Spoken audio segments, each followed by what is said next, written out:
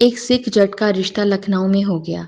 بارات جانے سے پہلے ماں نے سمجھایا، بیٹا لکھنؤ کے لوگ بہت مہذب ہوتے ہیں، کوئی ایسی بات نہ کرنا جس سے جٹوں کی بدنامی ہو۔ سردار نے فرما برداری سے پوچھا، ماں جی میں کرنا کیے؟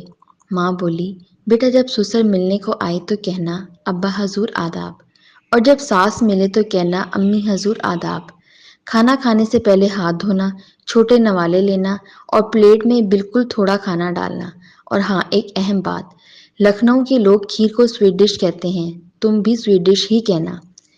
بارات لکھنؤ پہنچی، سسر آیا تو دولہا بولا ابا حضور آداب۔ سسر بہت خوش ہوا، بولا کتنا مہذب ہے ہمارا بیٹا۔ جب ساس ملی تو اسے کہا امی حضور آداب، وہ بھی بہت خوش ہوئی۔